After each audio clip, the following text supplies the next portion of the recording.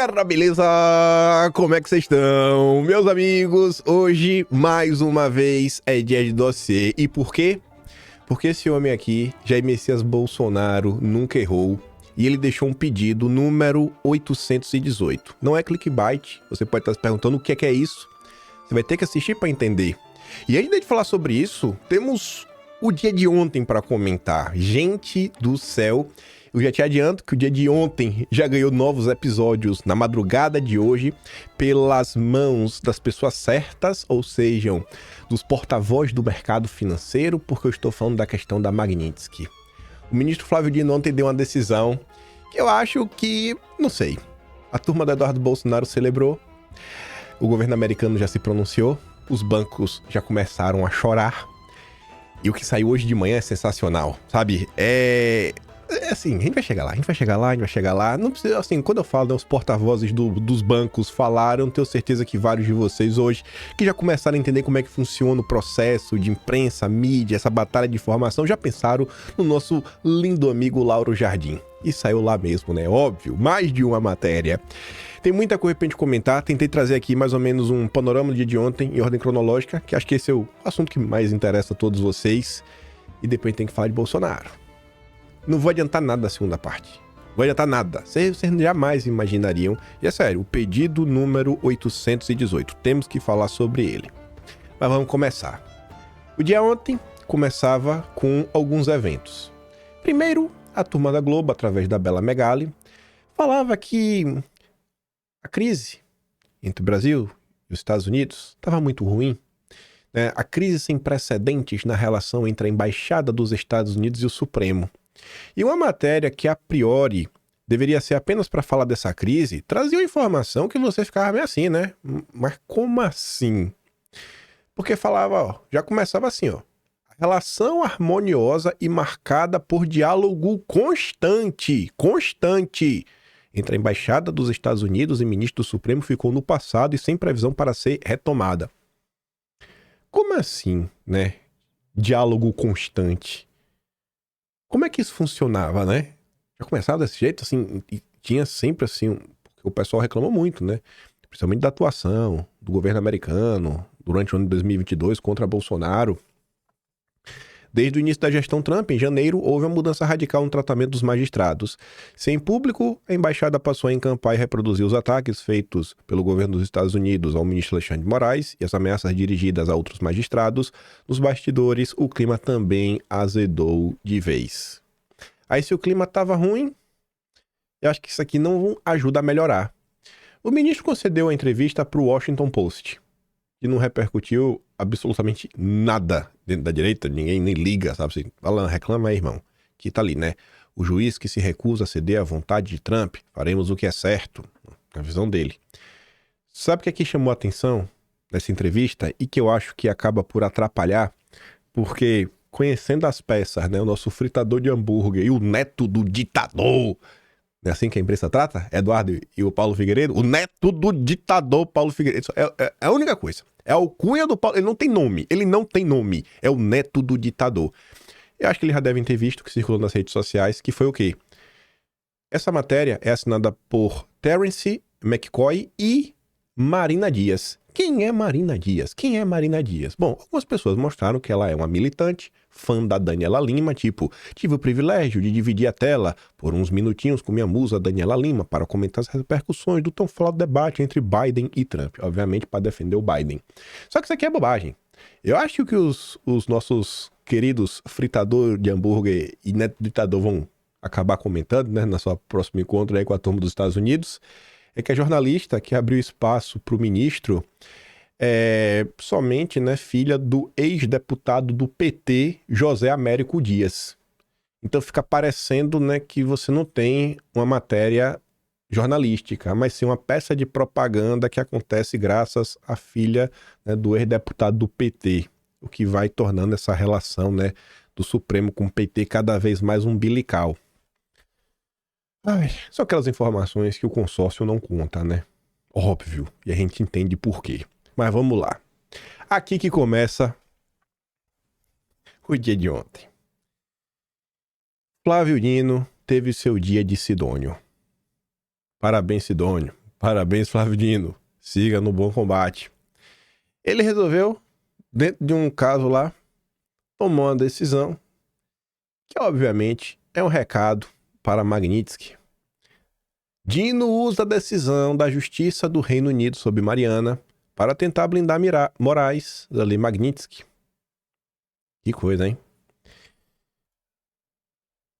A Folha de São Paulo, eu acho que é ainda mais precisa na manchete. Dino sinaliza que bancos estão proibidos de aplicar sanção a Moraes e que punirá quem desobedecer. Eita, e aí? E aí?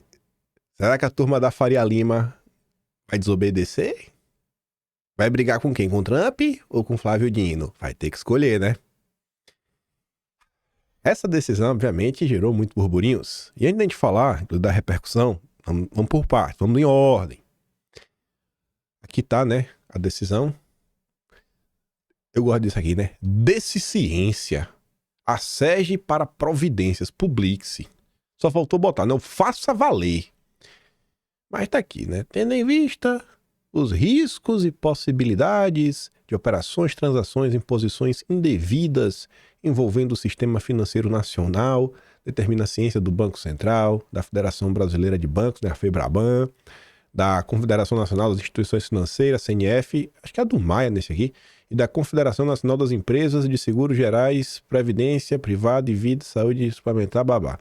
Transações, operações, cancelamento de contratos, bloqueio de ativos, transferências para o exterior ou oriundas do exterior por determinação de Estado estrangeiro em desacordo aos postulados dessa decisão dependem de expressa autorização desta Corte no âmbito da presente ADPF. Pronto, é o brabo. Derrotou o Trump numa canetada. Será? Derrotou o Trump na canetada. Aí Leonardo Coutinho comenta: atestado de total incompreensão do que está acontecendo e de como as coisas funcionam além da Praça dos Três Poderes. O pessoal tá assim, né? Eu acho que ele entende. Eu realmente acho que ele entende. Eu acho que ele fez um cálculo e ele achou que, irmão, a gente vai cair, mas vai cair tirando. É tipo isso. Aí Leonardo Coutinho explica, né? O problema. Ou talvez, não acho que precisa explicar. É só reforçar, né? Porque eu acho mesmo que a turma entende o que tá fazendo. Não acho que eles estão, sabe, tomando decisões sem pensar. A Magnitsky é uma lei dos Estados Unidos para os Estados Unidos. Decisão alguma no Brasil tem valor sobre ela. A questão que faz a lei ser global é a seguinte: se você quiser ter relação com o sistema financeiro americano e as empresas de lá, empresas e indivíduos precisam cumprir a norma. Trata-se apenas de uma opção de escolha. Se não quiser cumprir, é pular fora do sistema financeiro americano. Ao colocar a faca no pescoço das empresas e bancos brasileiros ou não, por meio da canetada, o ministro Dino pode empurrá-las para o abismo. Como todos os envolvidos nisso sabem disso, parece que esse é o objetivo. Será que quanto pior, melhor? É isso que o pessoal está pensando? Pois bem, aí começaram as análises. Vai, corre, procura jurista, procura aí, meu Deus, o que é que está acontecendo? Análise. Dino permite que Moraes recorra ao próprio Supremo para se livrar de sanções da Magnitsky. Pronto. E o tribunal só toma decisões técnicas. Aí vem a Folha de São Paulo. Decisão de Dino representa mais recado político após sanção dos Estados Unidos do que impacto jurídico para Moraes. Ou seja, ele só fez provocar. É isso? Não fale isso, rapaz. Ministro cita soberania para falar sobre limitação de lei estrangeira, mas cenário já era aplicado no Brasil, dizem especialistas. A imprensa está começando a perceber que tá ficando complicado. Aí o Estadão já foi mais além, né? Aí chamou uns juristas assim, pegar algumas opiniões mais duras.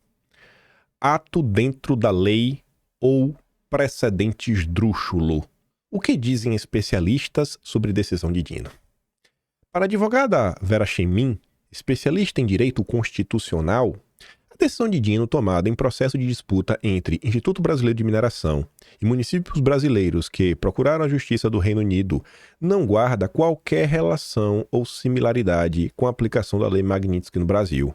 Para ela, o que parece, a decisão representa uma manobra sui generis, devidamente planejada para dar um suposto sentido e alcance de sua eficácia em face da Lei Magnitsky. Aspas. A despeito de tal constatação, a decisão de Flávio Dino tem a pretensão de constituir um precedente esdrúxulo para justificar uma provável e futura decisão para frustrar a aplicação da Magnitsky no Brasil. Na hipótese do Supremo decidir que a Magnitsky não poderá ter eficácia no Brasil, os bancos serão obrigados a cumprir aquela determinação. Na sequência, o sistema americano suspenderia as suas transações financeiras com os bancos brasileiros, todos eles têm filiação com o sistema americano, provocando uma quebra do conjunto de bancos no Brasil. Quebra tudo, amigo! Na prática, segundo Vera, caso os bancos mantenham as contas de Moraes, eles sofrerão as sanções da lei americana. Por outro lado, se cortarem as transações financeiras com Moraes, serão enquadrados em crime contra a soberania nacional. Serão golpistas igual os bolsonaristas, 40 anos de cadeia para banqueiro. Eita, tá ficando bom! Os bancos e empresas americanas não vão realizar qualquer tipo de transação com instituições financeiras brasileiras, em razão de serem obrigados a atender às exigências da Lei Magnitsky. Por óbvio, as empresas e bancos do Brasil terão que fechar suas portas em decorrência das consequências da sua não aplicação por determinação do Supremo. O advogado Daniel Toledo diz que a decisão de Dino tenta não só evitar a aplicação da Magnitsky a Alexandre, mas também a aplicação a qualquer outro ministro ou em qualquer outra pessoa dentro do território nacional, e também quaisquer outras sanções que possam vir de quaisquer outros governos internacionais. A decisão dessa ADPF é tomada dentro de algo que está sendo movido, curiosamente, pelo grande advogado Valfrido Vardi. Valfridão, do IREE.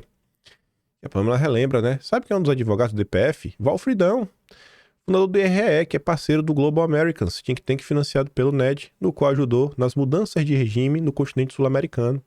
Fora que, eu não sei, eu tô falando aqui sem pirraça nenhuma. Quem tiver interesse aí, quem tiver com tempo na internet, dá uma pesquisada para ver se dentro dessa decisão, assim, o início deste problema, o iníciozão desse problema, tem algum dedo do Moro. Por quê? O Moro trabalhou para o Valfrido Vardi, produzindo pareceres. E o Moro participou de um caso que envolvia questões de mineração. Era na época com a Vale e o israelense Benjamin Steinmetz. Então, talvez, não estou falando que tem que pesquisar, talvez você ache até o dedo do Moro no meio de toda essa confusão. Enfim, né? O que eu posso falar? A nata do petismo trabalhando com o Moro, né? Meu Deus. Depois da decisão, quem aparece? O grande ex-presidente Michel Temer.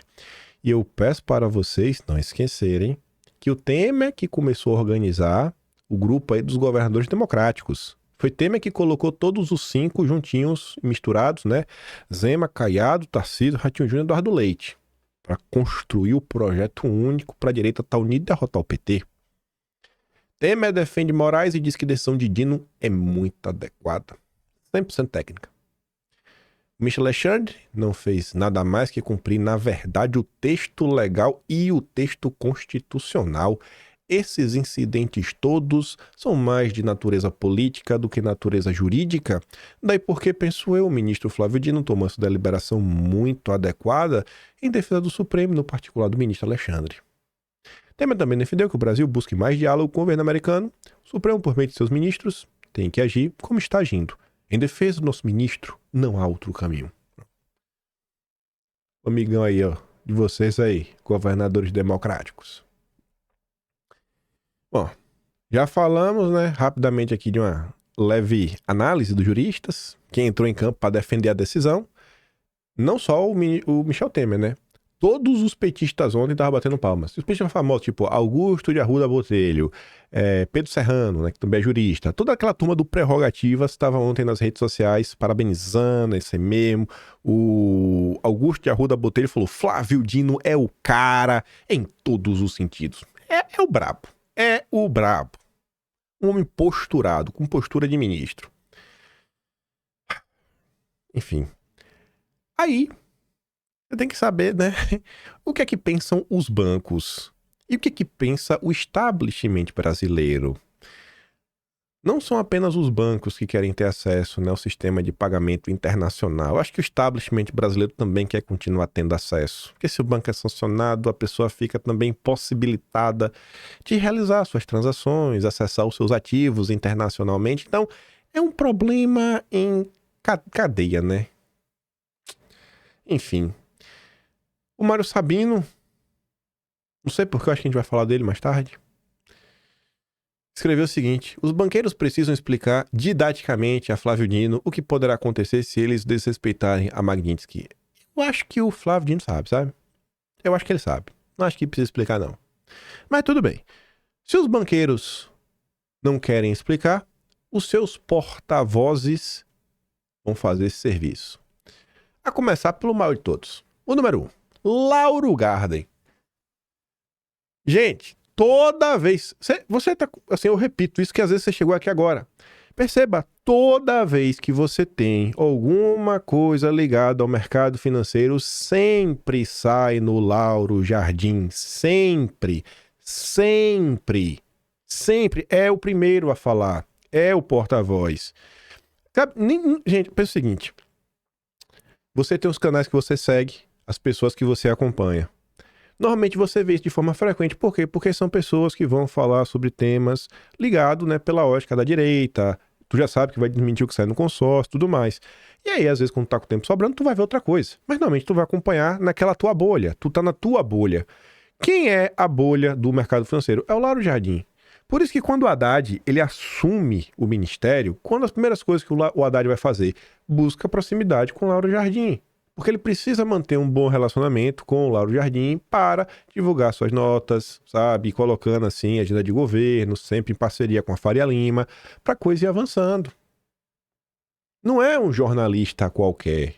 Não é assim que funcionam as coisas, sabe? Ele não é jornalista, ele é porta-voz.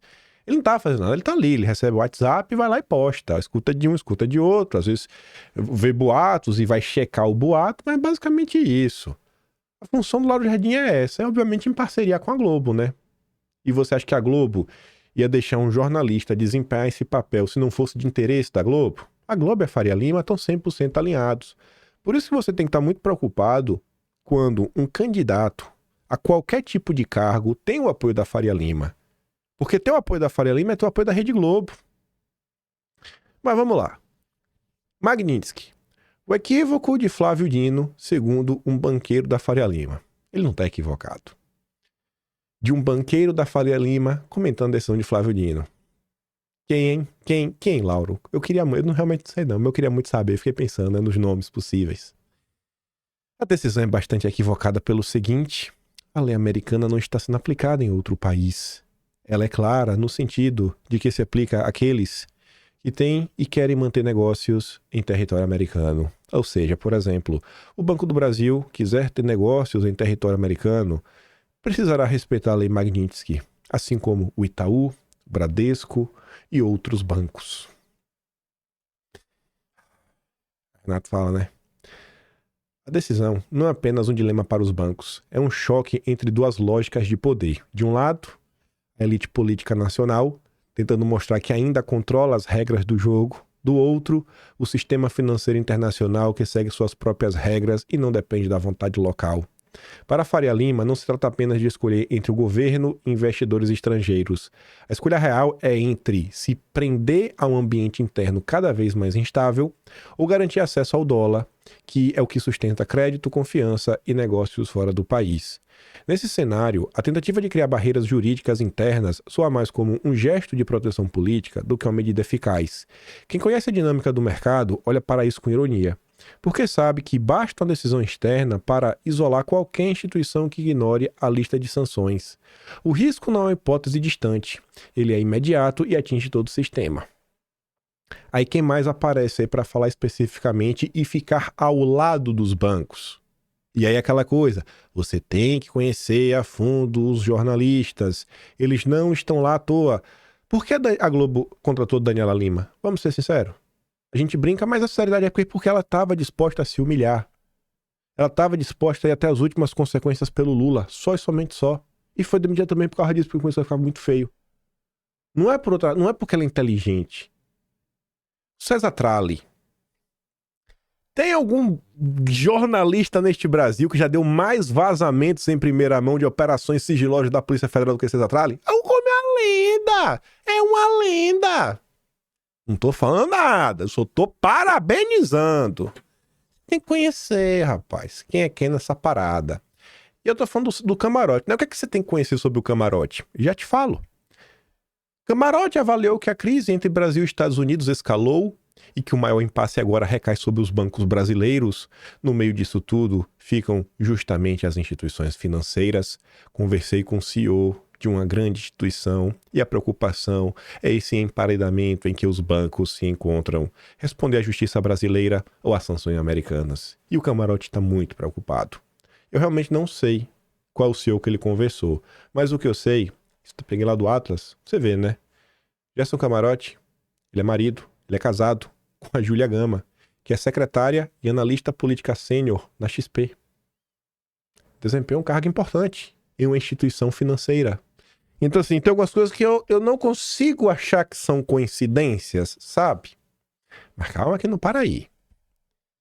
Essa aqui tá gostosinha, viu? Eu consigo sentir o choro de quem tá conversando com o Estadão, nossos amigos banqueiros. Dino transforma a sanção da Magnitsky a Moraes em crise insolúvel e bancos ficam perdidos. Oh, meu Deus, como eu tô triste, eu tô preocupado. Ao tentar blindar o seu coleguinha, Flávio Dino provocou uma situação inédita, complexa, sensível e insolúvel. Além disso, levou os bancos brasileiros à estaca zero sobre o que pode ou não ser feito no relacionamento comercial com o magistrado que foi punido pelo governo dos Estados Unidos. O cenário acima foi traçado à coluna do Estadão por representantes de grandes instituições financeiras do país.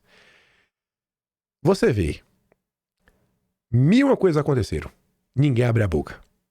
Ninguém abre a boca. Tocou nos bancos, meu amigo, toda a imprensa se virou contra Flávio Dino. Toda a imprensa, até os especialistas que chamaram foi para criticar. Não apareceu um. Eles não foram atrás do Marco Aurélio de Carvalho. Não é assim, ó. Outra coisa para você também, você entender. Quando toma uma decisão contra Bolsonaro, o que é que o pessoal faz? O pessoal sabe que a decisão é errada. E muitas vezes eles se blindam para lá na frente falar, eu dei espaço ao contraditório. Então o que é que eles fazem? Eles vão lá e chamam duas pessoas. Vão analisar o caso do Bolsonaro e falar, cara, absurdo aqui o que está acontecendo. Só que a imprensa não vai colocar uma matéria para falar dos absurdos dos casos de Bolsonaro e deixar por isso mesmo. Então o que é que normalmente a imprensa faz? Chama pessoas já conhecidas como Marco Aurélio de Carvalho, Cacai, Davi Tangerino, juristas que obviamente são 100% alinhados ao Lula e não importa o que for feito, eles vão falar que Bolsonaro está errado e que realmente tem que ser punido. É assim que acontece quando você chama juristas para falar da situação de Bolsonaro. Se você pegar matérias, por exemplo, reforma tributária, IOF, agora a questão dos bancos, a imprensa ela não vai dar espaço para o contraditório. Ela vai procurar apenas especialistas para quê? Reforçar o ponto de vista dos seus anunciantes, porque não tem o envolvimento do jogo político na situação. Faça esse teste. Procura as coisas de reforma tributária e pense, cara, que medidas são ruins para a elite financeira do país? Procura alguma matéria, Folha, Veja, Globo, Estadão. Procure ver se encontra algum jurista se posicionando, algum especialista contra os interesses da elite financeira. Você não acha, porque são os anunciantes dos jornais. Você já anunciou algum jornal? Nem classificado, mas tu tá pagando anúncio. Tu tá botando no Facebook Marketing, no LX. Nem classificado, tu paga mais.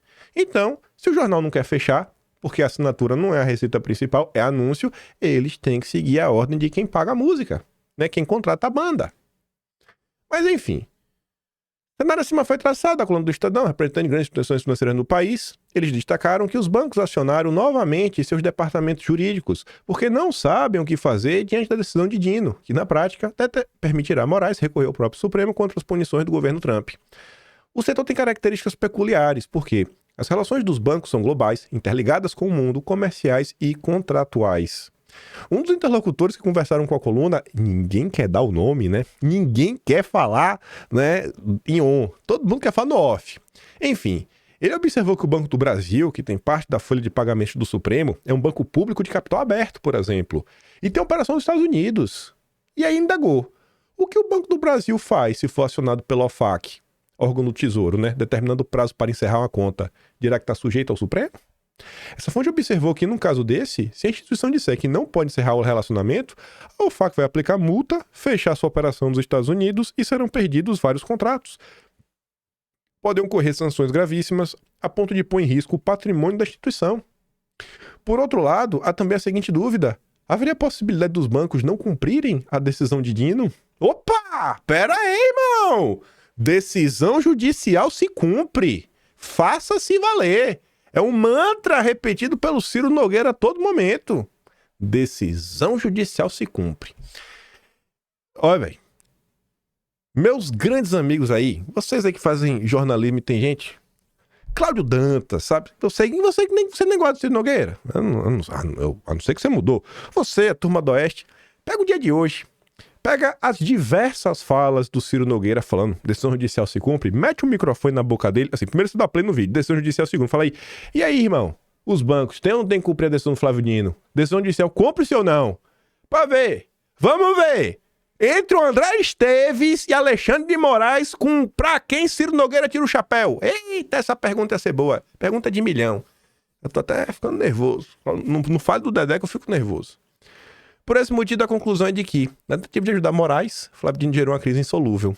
Como o Banco do Brasil foi mencionado, a coluna entrou em contato com a assessoria da instituição e o espaço continua aberto para manifestação. Esse daqui já nem fez mais questão de se esconder. Falou mesmo, abriu a boca. Botou sua digital. Xavier da SPX que fez campanha pro Lula. Procura lá o ato, acho que de janeiro de 23 já tem alguma postagem dele. Da campanha que ele fez em 22. Ficar gritando soberania do Brasil não vai ajudar em nada. É mesmo, é? Os efeitos da Magnitsky sobre autoridades brasileiras são de difícil mensuração, segundo o sócio fundador da SPX, o Rogério Xavier, e ainda não é possível precisar qual será a aplicação efetiva dentro da lei do Brasil. Acabamos de ver uma DPF do ministro Flávio Dino, que não é para aceitar qualquer interferência de um país estrangeiro nos procedimentos do sistema financeiro brasileiro.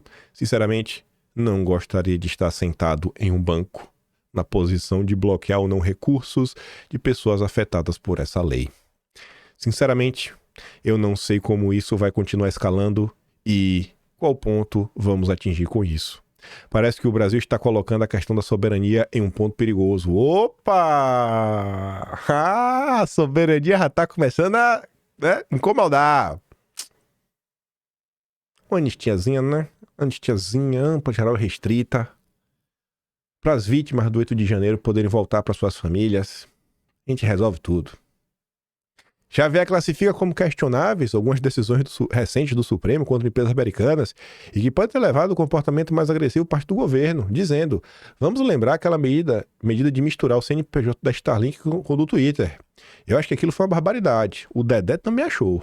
O Dedé até contou pro UOL, né? A gente comentou que ele ligou pro Gilmar Mendes para falar que ele achou ruim. Houve exageros do Supremo, sim. E a consequência disso é que hoje há a sensação de que o direito de propriedade no Brasil é questionável. Parece que há superpoderes tanto no Executivo quanto no Legislativo, no Judiciário. É preciso uma reflexão profunda da sociedade brasileira sobre o que andamos fazendo. A gente ficar gritando soberania do Brasil não vai ajudar em nada. Por outro lado, ele também enxerga, né, que houve exageros da atuação do governo americano. Né? Aí, o outro lá, Felipe Guerra, sócio-diretor de investimentos da Legacy Capital, concordou com a colaboração do Xavier. Mas isso aqui tá o seguinte, né? Ele ressaltou do ponto de vista dos mercados, o assunto não tem ganhado tanta importância, adversário externo, vai mais favorável, ao mercado emergente, né? Assim, ou seja, eles ainda estão ganhando dinheiro. Eles ainda estão ganhando dinheiro, então eles não estão muito preocupados, né? Segundo o Guerra, do ponto de vista de gestão de recursos, o importante é tentar imaginar como o investidor estrangeiro vai se comportar.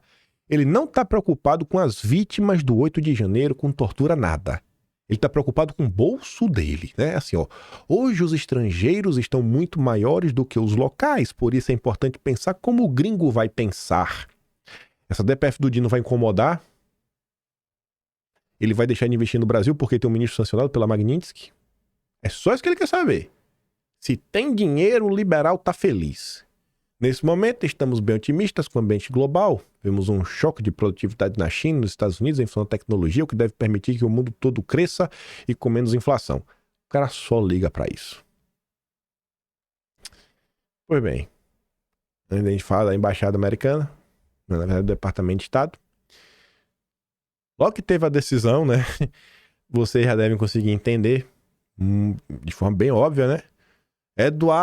O grupo de Eduardo comemorou. Não só a entrevista de Moraes, né? Assim, e após a reação do Trump.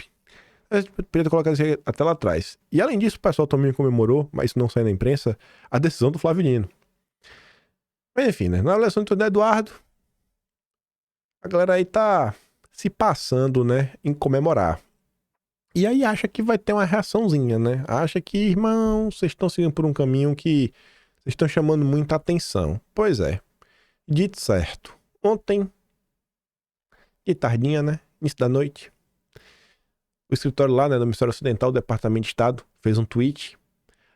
Aí tem um caso que eu não tenho um print, mas eu conto pra vocês. A embaixada americana, né? O perfil oficial da embaixada americana, ele fez uma postagem, apagou e refez. E curiosamente, eles refizeram a postagem após um alerta do Paulo Figueiredo. O que fica parecendo que o Paulo Figueiredo tem muito poder dentro do Departamento de Estado. Por quê? A postagem original em inglês fala sobre US persons. Aí você traduzir isso para o português direto, fica assim, pessoas dos Estados Unidos. Não faz muito sentido. E aí a tradução ficou assim, ficou fraca. Aí para reforçar que a viola vai tocar sem dó, a galera fez um novo tweet. Que aí tá na segunda parte. Mas eles começam assim, ó. Alexandre de Moraes é tóxico para todas as empresas legítimas e indivíduos que buscam acesso aos Estados Unidos e seus mercados. Nenhum tribunal estrangeiro pode anular sanções impostas pelos Estados Unidos ou proteger alguém das severas consequências de descumpri-las. Pessoas e entidades sob jurisdição dos Estados Unidos, para deixar bem claro, isso é o US Persons, estão proibidas de manter qualquer relação comercial com ele. Já aquelas pessoas, entidades fora da jurisdição americana devem agir com máxima cautela. Quem oferecer apoio material a violadores de direitos humanos também pode ser alvo de sanções. Eu achava, meu palpite é pra vocês, né? Eu achava que ia ter alguma chamada em algum banco brasileiro, sabe? Último aviso aí pro embarque. Eu tô achando que, depois dessa decisão agora, eu acho que a galera vai vir com algum tipo de multa. Meu achismo puro, né? Não tenho nenhuma informação. É que fica aparecendo. Porque assim, eu acho que alguma coisa ia acontecer. Pelo tom que Eduardo vinha dando, Eduardo tava batendo muito na tecla de banco, a imprensa já tava falando, o senador Lauro Jardim falando que os banqueiros estavam chateados com Eduardo Bolsonaro. E aí agora, depois dessa decisão do DPF, eu acho que azedou de vez. Mas enfim, né? Vamos observar os próximos dias, que tem tudo para ser bem emocionante. Faltava isso, a última parte, que eu falei o que saiu agora de manhã. 5h53 da manhã de hoje, Lauro Jardim traz... A turma tava com dúvida, né? Você viu que no final do dia, assim, os bancos não sabem o que fazer. Voltamos à estaca zero. Temos aqui que consultar os nossos jurídicos para saber aí, a gente vai cumprir ou não vai cumprir agora? O que a gente vai fazer? Seus problemas acabaram. Os bancos tomaram sua decisão. Apesar de Flávio Dino, os bancos brasileiros terão que se render a Magnitsky. A gente vai pagar para ver, mas no Brasil. Ele não vai pagar para ver com o Trump, não. A gente vai pagar com você. A gente vai peitar o Supremo. Eita, Ave Maria! A tropa do Dedé se levantou, viu? Os bancos brasileiros estão perplexos com a decisão de Flávio Dino. O diretor de um grande banco brasileiro, detalhe espanto, não tem a menor possibilidade de um banco brasileiro ignorar Magnitsky. Meu Deus do céu! Os provedores de infraestrutura americanos que os bancos brasileiros usam terão que encerrar os contratos. Quem vai dar ordem é o FAC, a agência do Departamento dos Estados Unidos responsável por administrar e impor as sanções econômicas e comerciais contra países, indivíduos e entidades estrangeiras que representam ameaças à segurança nacional, política externa ou economia americana. Hoje, o ministro Alexandre já sofre restrições como a de não poder fazer câmbio em dólar, usar cartão de crédito Visa, Master, Amex, tem investimentos em fundos que tem antigo nos Estados Unidos. O texto da Magnitsky caiu sob o ministro por enquanto se restringe a isso. Não tem dois textos não, viu? É um texto só. Oh, pega a lei e dá uma lida. Mas nada proíbe que o novo texto mais duro seja editado pelo governo Trump, como de mandar suspender a conta corrente dele. Finalmente, esse diretor cria neologismo para resumir o que está na mesa. Essa decisão do ministro Dino é incumprível. Imbrochável, agora tem incumprível. E os bancos terão que cerrar a conta, queira Flávio Dino ou não. Eita! Eu quero ver essa semana, viu? Não sei, também não sei se vai essa semana. Todo mundo aí com expectativa, né? É só passar anistia, né? A meu ver. Provar anistia, tá tudo resolvido. É como eu penso, né? Eu também sou burro. Mas vamos lá. Vamos para a segunda parte. Temos que falar do pedido 818 de Bolsonaro. Coisa séria, de verdade. Mas, vamos por partes. Ontem, vocês, né, tocando terror. Eu só voto no Bolsonaro. Vocês estão querendo deixar os governadores democráticos, né, de cabelo em pé, né? Vocês estão querendo que eles realmente recalculem o que eles estão fazendo e parem de fazer campanha, parem de fingir que normalidade e comecem a trabalhar a favor de Bolsonaro, né? Vocês estão demais, viu? Fato News diz, assunto do momento, o povo não quer a direita permitida pelo sistema. Eu só aceito Bolsonaro, eu só voto no Bolsonaro. Vocês estão demais, viu? Vocês vão deixar essa turma aí nervosa. Não façam isso. Eu também. Rapaz, Bolsonaro é demais, viu? Eita, me incomoda. Aí o Carlos ontem perguntou o seguinte. Hoje é mais um dia. Por onde andam os governadores democráticos que pleiteiam a presidência, optando com muita prudência e sofisticação? O país está acabando. Estou sendo muito radical, eu sei, pois perguntar da cadeia e desune a direita. Não pode perguntar, a gente tem que deixar os governadores democráticos trabalharem calados, né? A favor deles. Está tudo normal, democracia relativa brasileira. Então, Carlos, eu sei onde é que os governadores estavam, não todos. Sei de alguns. O Caiado foi na Globo News, foi lá na Oeste.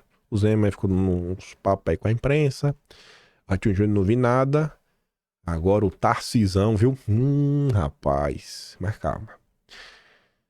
O único membro da antiga equipe econômica do governo Bolsonaro que comenta sobre as vítimas do 8 de janeiro e sobre o nosso presidente é o Adolfo Saxida. E ele volta mais uma vez falando, com todo respeito e admiração, toma a liberdade de compartilhar o vídeo abaixo com a mensagem para todos os governadores de oposição. Eu os respeito muito, mas esse não é o momento de vocês. Esse é o momento de Bolsonaro, presidente e anistia. E o vídeo ele fala basicamente sobre isso, não vou nem dar play. Pois é, Saxida. Faltam mais pessoas como o senhor. Aí vá vendo. Tarcísio vem participando de muitos eventos, todo dia. Tarcísio faz discurso eleitoral a evangélicos e reafirma a candidatura em São Paulo após ataque de filhos de Bolsonaro. Sentiu demais. Tarcísio tem como prática, e não é de agora. Minha relação com o Tarcísio é tipo a minha com o Moro, né? Você tem que ficar meio quieto porque a turma te cancela se você fala. Então você tem que esperar ter clima pra comentar. Mas há muito tempo que eu já tava insatisfeito aí com esse cara. Já dizia um amigo meu, não confie em quem a bunda é mais larga que os ombros. Em sua palestra no evento da Zona Sul, Tarcísio pregou a união entre os políticos da sem-direita. Olha lá, a união de direita. Acho que mais importante do que pensar a candidatura de sem-direita é pensar num projeto de país. Qual é o projeto? Qual a agenda para o Brasil? Quais são os problemas que nós temos que resolver? Eu sei, Tarcísio. A perseguição, cara, a censura, a violência contra o opositor, né? Você não aceitar que exista pessoas de direita no país. Vocês de sem-direita são amigos do sistema. Nós estamos sendo trucidados, Tarcísio. Esse é o problema, cara. Aí você se pergunta, mas Tarcísio não falou sobre isso? Vamos olhar. Outro evento, também no dia de ontem. Brasil deveria dar alguma vitória a Trump para destravar o tarifaço. Aí você fala, agora eu tenho certeza, Tarcísio não é burro, fez ITA, né? Foi IME, é um gênio. Passou num concurso dificílimo, é um cara que sabe ler e interpretar texto. Né? Trump falou 7 vezes de Bolsonaro, com certeza Tarcísio falou de Bolsonaro, né? Já que é pra dar uma vitória pro Trump, né? Não. Não. O Bundudo diz, ó. É uma palestra a investidores. Ô homem pra gostar de banqueiro, viu? Nesta segunda, ou seja, ontem, você queria saber, Carlos Bolsonaro? Tarcísio voltou a criticar a condução da crise gerada pela imposição de uma sobretaxa de 50% a produtos brasileiros para a gestão do líder republicano. Eu acho que é fundamental compreender um pouco do estilo do presidente americano, é um presidente que vive na economia da atenção, é um presidente que gosta de sentar com um chefe de Estado, né? Botar um chefe de Estado sentado lá e dizer, olha, eu consegui uma vitória, e ele está querendo colecionar vitórias, então por que não entregar uma vitória pro Trump, né? Por que não fazer algum gesto? Bom, ao defender que o Brasil desse uma vitória a Trump, Tarcísio argumentou que seria possível deixar de comprar combustível da Rússia. Olha a vitória que ele quer dar. Vou pegar um exemplo. A gente tem a nossa relação com a Rússia, né? Compra de diesel, fertilizante. Fertilizante é absolutamente necessário. O diesel nem tanto. A gente não precisa do diesel que vem da Rússia para nada. Então, será que não posso fazer um gesto nesse sentido? Tarcísio apontou ainda que outra vitória que o Brasil poderia dar a Trump seria a forma de investimento de empresas brasileiras em território norte-americano. Quantas empresas brasileiras investem nos Estados Unidos? Quantas empresas brasileiras já são campeãs dos Estados Unidos?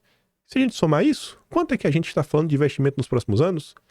Então a gente pode começar a dar algumas vitórias, a gente pode começar uma negociação, entregar essa vitória. Embora Trump tenha feito... Aí você vê, ó, a Folha de São Paulo tem que relembrar o nosso gênio. Embora Trump tenha feito críticas ao tratamento dado a Bolsonaro, Tarcísio não mencionou a pressão norte-americana contra o judiciário brasileiro. Se Bolsonaro não for preso, Tarcísio não é candidato a presidente. Eu tô começando até a achar, Tarcísio, que tu quer Bolsonaro preso, cara. Tá difícil de não acreditar isso, sabe? Difícil. Fora as fofocas que rola, né? Aí você vê no evento... Agora estamos nos aproximando do dossiê. Aí você vai entender minha raiva. Quando a gente chegar no ponto fulcral, o pedido 818. Jair Bolsonaro nunca errou. Temos aí revelações do almoço dado para o Tarcísio pelo Alexandre Betâmio. Está sendo tratado como candidato a presidente, né? É almoço oferecido por banqueiros. Betâmio abriu as portas, estava lá o Malu Rio do Itaú, Leandro Santander, o da Embraer, o Rubens Ometo, o Ricardo Lacerda da BR Partner, o Tess da Ambipar, o Cadarezo, né? O Marfrig, tá toda a turma. E o Campos Neto. Tarcísio falou 2 horas. 2 horas. Não deu um ai de Bolsonaro. Mostrou que ele é leal a Bolsonaro, mas só. Não falou de nenhum absurdo que Bolsonaro vem sofrendo. Em sua apresentação falou de vida, carreira, discorreu sobre suas diferentes passagens pelo governo federal, citou a Dilma de forma respeitosa. Sofisticado demais. Falou sobre o que considera os principais problemas do Brasil. De acordo com convidados, Tarcísio bateu na tecla da ineficiência do governo, tá? Diz que o Lula reconhece esse problema, discorreu sobre o equilíbrio entre os poderes, sem, no entanto, criticar o Supremo. É esse o cara que vai lutar pela anistia? De acordo com um dos empresários, Tarcísio adotou a linha propositiva, sem ataques a ninguém. Nas rodas de conversa, no entanto, empresários e banqueiros criticaram duramente Eduardo Bolsonaro. Aí vamos lá. Pedido 818. Não é piada, gente. Cara, alguém falou comigo alguma coisa desse Betâmio. Lembrei, um amigo meu falou assim, Kim, não era esse Betâmio que lá atrás queriam enfiar no governo Bolsonaro? Isso ficou martelando na minha cabeça. Eu falei, é o Betâmio, né? Bolsonaro. Aí vocês aí que às vezes, todo mundo já teve visto, né? Que você ouve uma coisa e tu sabe que dentro da tua mente tá te falando, cara, tem algo a mais nisso, tem algo a mais nisso, tem algo a mais nisso. Eu tive uma inspiração do dia, não tenho como dar explicação de como eu cheguei lá, mas tem explicação. Eu falei, cara, eu tenho que olhar aquele vídeo, o da mão invisível. É um vídeo que eu sabia que vídeo era esse.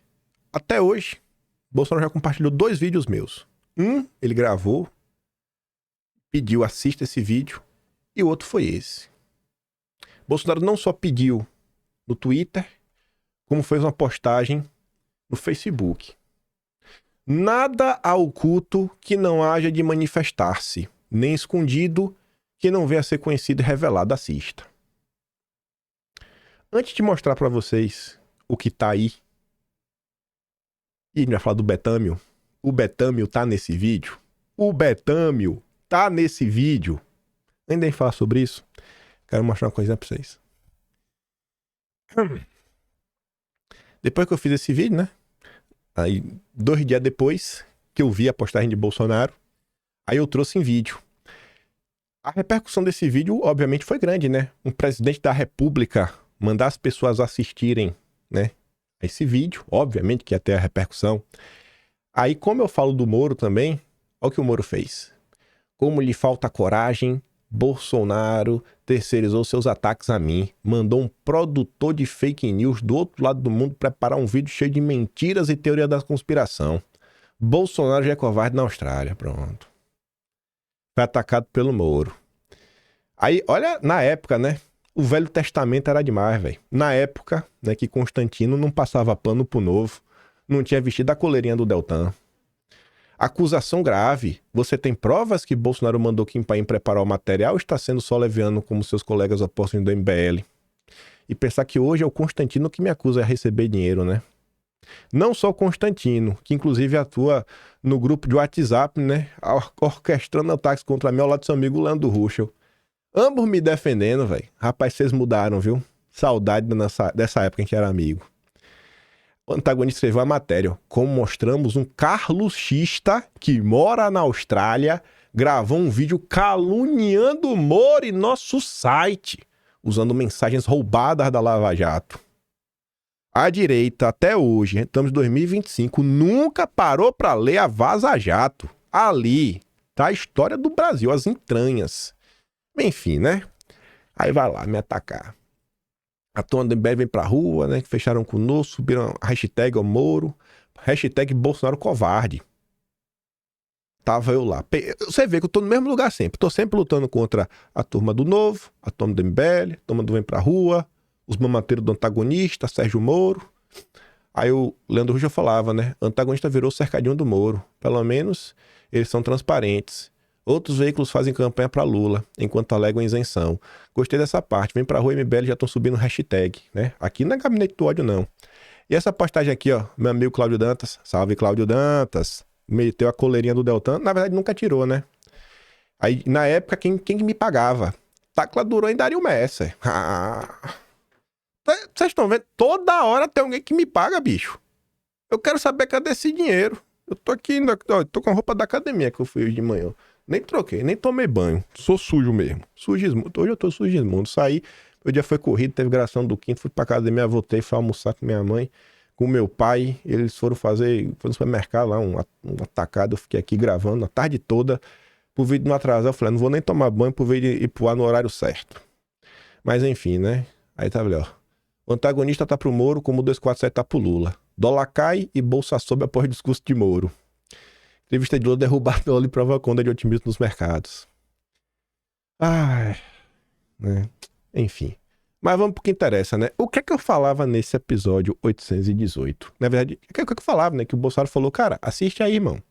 Assiste aí que vocês não vão se arrepender, não. Cadê? 818. Deixa eu voltar aqui pra parte.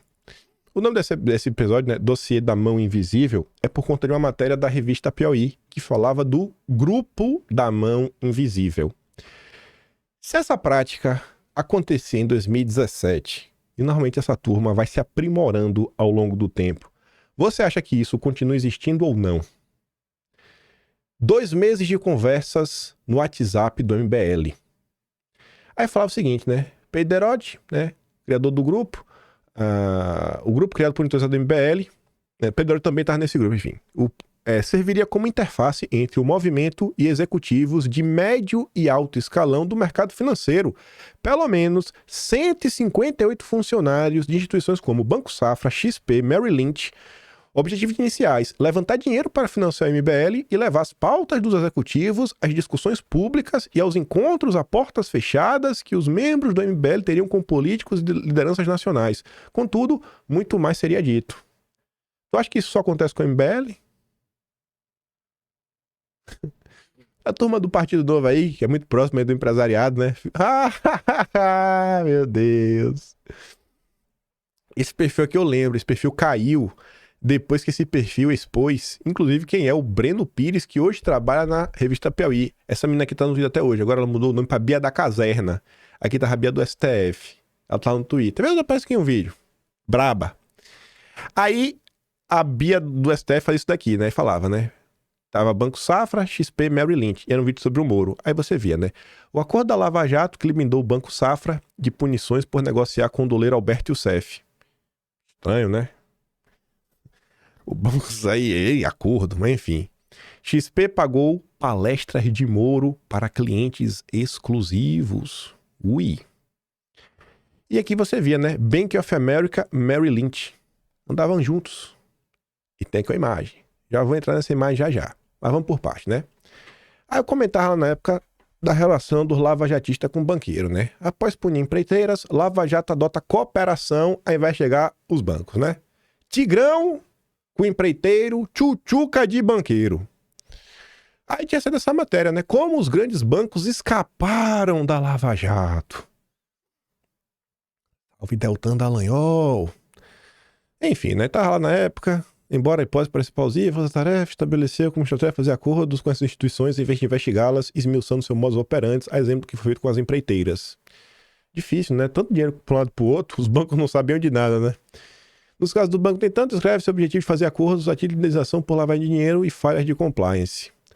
Em 21 de outubro de 2016, Dallagnol envia uma mensagem sugerindo a instalação de inquérito civil público para apurar falhas de compliance dos bancos, né? Mas que é essa parte. Aí, olha quem tá nessa foto. João Dória, Michael Bloomberg, da Bloomberg, né? Prefeito de Nova York, Rosângela Moro, Sérgio Fernando Moro e Betâmio. Olha o Betâmio aí, que fez o almoço pro Tarcísio. Mas é só isso que a gente já falou do Betâmio? Era só isso? Alexandre Betâmio, o chefe dos negócios de Wall Street no Brasil, é o link da Bolsa com Sérgio Moro. Já falava, né? Ele cresceu muito aí na vida, algumas posições, até se tornar-se presidente latino-americano do poderoso Bank of America, Merrill Lynch.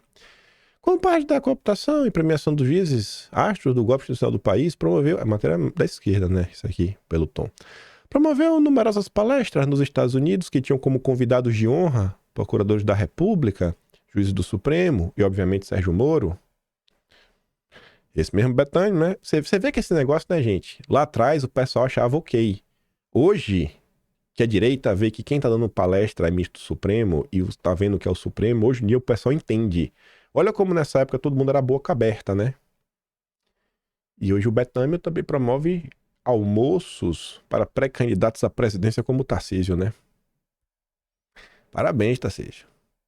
Neste ano, ao promoverem proposto evento que tinha como astros Sérgio Moro e o Michael Bloomberg, conhecido financista e bilionário, ex-prefeito republicano de Nova York, que tem uma agência de notícias que sempre elogiou Dória e agora elogia Bolsonaro. A Bloomberg elogia Bolsonaro. Confia. Moro e Bloomberg foram agraciados pela Brazilian American Chamber of Commerce com o título de Homens do Ano. O Betâmio chefiava isso daí também, né? Essa Chamber of Commerce. Aí a gente continuava. Olha pra isso daqui. Mas pra isso daqui eu tenho que dar play no vídeo da época. Deixa eu dar play no vídeo da época. Deixa eu dar play pra ver o que é que a gente falava naquele momento de Brasil. Escute só. Em 2017, agraciaram Dória com a mesma honraria. Uma honraria golpista. Aí olha só. Esse mesmo Betâmio, eu fui dar um Google. Olha o que eu achei. O executivo Alexandre Betâmio é o mais cotado para assumir a presidência do Banco do Brasil do governo Bolsonaro. Isso aqui foi em 29 de outubro de 2018. Hein? Quem falou isso daí? E só quem comentou isso, pelo menos do que eu achei.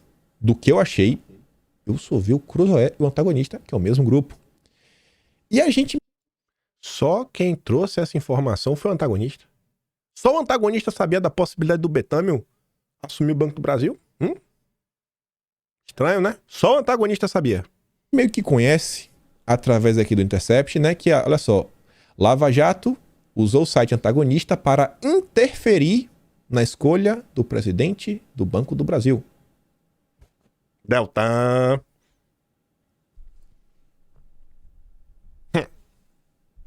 Esse menino, viu? Alexandre Betâmio é o mais cotado para assumir a presidência do Banco do Brasil, do governo Bolsonaro.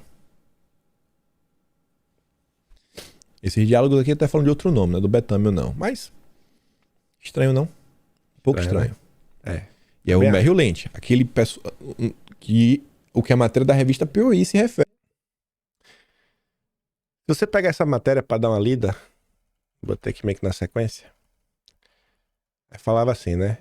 Procuradores da Lava Jato agiram politicamente, usando o antagonista como porta-voz, para interferir na escolha do presidente do Banco do Brasil no governo Bolsonaro.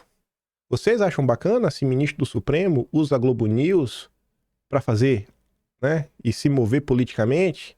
Acho que era o próprio Deltan que estava nas últimas horas falando que é crime de responsabilidade fazer política se você é ministro, né? Eu acho que se você também é procurador, você não pode fazer isso. Tem que dar um exemplo, né, Champs? E ainda mais para interferir no governo Bolsonaro, rapaz. Enfim, em 2018, a Força Tarefa municiou com documentos o site comandado pelo Maynard, Mário Sabino e Cláudio Dantas. O caso é o exemplo mais escandaloso de uma relação promíscua entre o grupo comandado pelo Deltan e os jornais do antagonista. A leitura das conversas deixa claro que o Lava Jato antagonista se vê como parceiros. O site abre mão da função primordial do jornalismo, fiscalizar o poder, os poderosos, a incluir, né, procuradores e juízes, e recebe em troca informações em primeira mão. Os procuradores também interferiram ao menos uma vez diretamente na direção editorial do site. É tipo o que acontece hoje, né? Os portais da direita não falam nada do Partido Novo. Que estranho isso, né? Comentarista de jogo Maynard, dono e editor do site, acatou o pedido de Deltan e parou de publicar notícias sobre o escândalo de corrupção que envolvia a Mossack Fonseca e o escritório de advocacia suspeito de abrir empresa offshore do Panamá. Maynard também deu dicas de investigação da Dallagnol, que seguiu as pistas do comentarista e em seguida informou em tom lamentoso. Aí falava mais coisa, né? No diálogo, Cláudio Dantas se mostrou um bom parceiro, né? Enfim, perguntou aos procuradores quem eles iriam apoiar para ser o próximo PGR. Não desejava se alinhar aos procuradores para, em suas palavras, apoiar o nome certo. Em resumo, o editor do site queria entrar em campanha com a Lava Jato. E o candidato era o Nicolau Dino, irmão do Flávio Dino e o Mário Bonsalha. E o Mário Bonsalha. Mesmo com tal currículo, o site se tornou porta-voz da Lava Jato, prêmio do Moro, falava dos caras e tudo mais. Aqui um dos diálogos, né?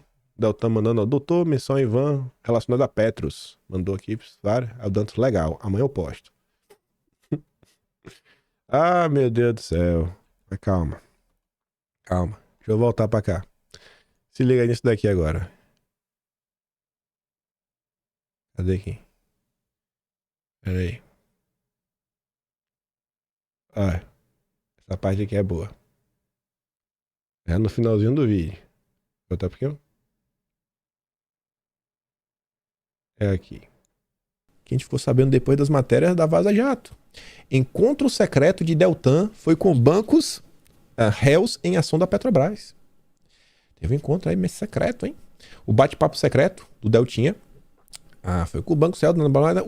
O encontro foi bancado pela XP. A XP que a gente fomentou no início. Mas o procurador nega que tenha recebido dinheiro para falar com os representantes do banco. Não, mas não recebi nada. E não tem nenhum conflito de interesse. Nenhum. A conversa com os representantes dos bancos aconteceu em São Paulo em 2018, em junho. As informações estão em mensagens do Telegram trocadas entre Deltan e uma consultora da XP divulgadas no Intercept. Segundo a consultoria, participaram. Eu grifei aqui, né? Só para ver um deles que tá aí, ó, que tiver em negrito. Mas relacionado com os acionistas, olha só, né? Só quem pagou a conta foi a Petrobras, que é quem paga o povo brasileiro. Só quem pagou foi a Petrobras. A Petrobras pagou sozinha 3 bilhões. 3 bilhões a Petrobras pagou. Né? A Petrobras que é o seu dinheiro. Melhorar o compliance. Quanto pagou para melhorar o compliance? Você tá entendendo, cara? A ONG, que inclusive defendeu o Fachin quando tomou... O procurador pretendia usar a fama que conseguiu com as investigações para ganhar dinheiro com palestras e lançar a si e a colegas candidatos ao Senado. Mudou nada. Tinha candidato. E pra gente chegar aqui ao final do vídeo, um diálogo de fevereiro de 2018, que eu achei muito estranho, com Deltinha, com Pozobon, Robito. Recebemos o seguinte convite. A XP quer você de novo este ano, mas quer fazer um painel com você, com o Dr. Carlos Fernando, será que é o Boquita? O Diogo, será que é o Diogo Castor, aquele que foi até afastado? E o Robinho, Robito, Diogo, Carlos Fernando, só os maravilhosos. Querem os 4. Alguém da XP irá fazer perguntas, não é show. Vocês fariam isso, certo? Eu fiquei super animado, acho que vai ser o melhor painel ever. Temos que ver uma data entre 20 e 22 de setembro. E fala o que você acha, por favor. Para você ofereceram 25 mil. Tem risco de imagem, mas CF e eu achamos que dá para irmos, apesar do risco. Aí o Roberto Pozobon diz o seguinte, ó, Castor também achou que não há risco, Delta. Uma pergunta, né? Ele... Castor respondeu, vou ficar rico, achamos que é risco sim, mas que o risco tá bem pago. O risco tá bem pago. O risco tá bem pago, vou botar aqui um pouquinho, né? Salve, salve, Jeffrey Chiquini, você disse que não conhecia o Deltan, tá conhecendo, hein? E aí? Agora é a hora, pai. Agora é a hora, pai, de mostrar pra que veio, tá de qual do lado? O lado do Deltan ou o lado de Bolsonaro? Você tá entendendo porque às vezes eu fico puto da vida? Gente, isso aqui é 2022. Eu não tô caçando treta, eu tô relembrando. Olha o Betâmio aí, que foi dar o evento no final de semana. Eu tenho que abafar a minha própria história. Pô, o vídeo que eu tenho, Bolsonaro... Eu sou o Bolsonaro recomendou 2 vídeos da minha história. Esse outro. O vídeo do Betâmio. Que mostra um pouco das entradas, inclusive, de como funciona, né? O mercado financeiro com grupos políticos para avançar com agendas. Ai, é isso, né? É a vida. Eu divido a direita, né? Porque eu conto para as pessoas o que aconteceu em verões passados. A direita brasileira... Acho que tinha que evoluir um pouquinho mais, sabe? Tinha que não ficar com tanto receio, velho, de olhar, pô, encarar as coisas de frente, é melhor pra todo mundo. Esse vídeo tá no ar até hoje, procura aí, dossiê Mão Invisível. Doleiro, MBL, Moro e Bancos, uma história de amor, mas FHC revela plano. Dá uma assistida lá. O mundo tá atacado pelo Moro, pelo MBL, pelo Vem Pra Rua, toda essa turma, que agora tá aí. Eu sou, segundo Deltan Dallagnol, trombadinha dos dossiês. Outra coisa que é curiosa, só pra gente encerrar o vídeo, toda vez que eu falo do Partido Novo, a Angélica, também conhecida como Paula Chilique, vem me atacar. Ela aí depois que começou a vender curso com o Marcel Van Hatten, né, na Bright Minds, ela mudou, viu? Eu gostava dela na época que ela não blindava o Partido Novo. Aí, vê como são as coisas, né? Ela fez lá a postagem. Pois é. Mas o Arthur Machado foi no Jumapalooza para falar dos créditos de carbono, repare a data 2024. Você já viu quem falar sobre isso, hein? Você já viu quem falar sobre isso, hein? Aí ela vai, né? Arthur Machado no Jumapalooza em plena ditadura, falando de crédito de carbono. Aí o Thiago Ramos pergunta, o que ele foi falar lá? Ele foi defender o quê? Ela disse, pesquise e volta aqui para ajudar. Isso porque ela é jornalista, viu? Ela disse que é. Aí o Thiago volta. Eu botei aqui só início, né? Porque tá cortado. Pra mostrar pra vocês que tá na sequência, né? Esse vídeo do Arthur, quem comentou sobre ele, blá blá blá. Aí tá aqui, ó. Esse vídeo é do Arthur. Eu comentei assim que o Arthur foi. O que comentou sobre 2024, acho que em agosto. Achei pelo Atlas, onde tudo que o Kim fala em vídeo, ele registra. Valeu, Thiago. Obrigado aí, mano. Tá no Atlas de agosto. Ele coloca o vídeo, também tá postado, né? No Twitter. Porque o Atlas tem acesso ao link, né? Ele clicou, deve ter sido redirecionado pro tweet. E aí ele foi atrás e achou o vídeo, deixou o link, ó. Olha lá. E ele ainda postou depois o meu canal do Telegram com eu postando vídeo. Obrigado, Thiago. Vocês estão entendendo, gente? Cara, eu falei do assunto, tia. E aí? E aí, Angélica? Ele ainda diz, ó, o Kim sempre fala que não tem problema em ir a determinados lugares. O problema é fazer como o Tarcísio, falar exatamente o que o dono do evento quer ouvir. O Trump defendeu mais Bolsonaro que o Tarcísio no mesmo espaço de tempo. O Tarcísio é um ingrato. Eu falei, por mim eu vou. Eu quero ir um dia, eu vou, não vou xingar ninguém, mas com certeza eu vou falar coisas que vão fugir do script que o pessoal espera num evento como o de Lollapalooza. O Trielli, aí ela depois até faz a postagem seguinte, né? Não tem o menor problema em me corrigir. Aliás, o bom debate requer isso. Mas não tem qualquer informação no tweet a ser corrigida. Arthur estava no Lollapalooza em plena ditadura e falou de crédito de carbono. Seja útil, posta o vídeo em vez de ficar mandando um recado. Isso é jornalismo? A Paquita do Partido Novo tá demais, viu? Aí o Trielli diz: a galera que tá te soprando isso vai te derrubar. Eu digo quem é? Flávio Morgenstern. É quem tá soprando isso. Eles estão todos no grupinho do WhatsApp. Você que conviveu com a gente deveria saber que essa briga contra esse do Arthur é antiga. Fomos os pioneiros a demonstrar o problema do crédito de carbono. Ficamos monomaníacos até lá no canal atacando essa pauta. Aí depois ele fala dela, não vou entrar nesse ponto, e depois ele fala assim, ó, além de fugir de entrevistar o Arthur, você o critica sem dar chance de defesa e sem nem mesmo assistir ao vídeo que está criticando. O problema aqui é the joke is on you. Pra mim, esse tipo de coisa é normal. A galera fala sem saber há muito tempo. A questão é a credibilidade jornalística. Pra quem tem um nome a zelar, esse tipo de coisa não é boa. Tu tá entendendo como são os meus críticos, velho? Eu não posso mostrar nada. E eles me acusam de coisas que eu já fiz. Eu sou o único jornalista no Brasil que tudo que eu falo eu mostro. Me diga uma coisa que eu falei que eu não mostrei. Me diz uma coisa que eu falo que eu não mostro. Aí o povo fica puto comigo. Carluxista, Artuzista. O Carlos me pagou, o Eduardo me pagou, o Jamie me pagou, o Fábio Faria já me pagou, o Tacla Duran já me pagou, o Dario Messa já me pagou, Fábio Van Garten já me pagou. Já falei do Arthur. Quem mais? Tem mais gente que me pagou também. Teve mais. Só tem mais, teve mais. Sempre tem alguém mais. Até a Popscan me pagar. Do Guinista também, do Gui me paga. Kassab, a minha galera de Kassab me pagar. Todo mundo me paga, pô. Cadê esse dinheiro? Tô em busca, viu? Tô em busca. Tô em busca. E aí o Petrópolis faz perguntas incômodas, né? Aí eu pergunto, por que essa jornalista nunca critica o novo, hein?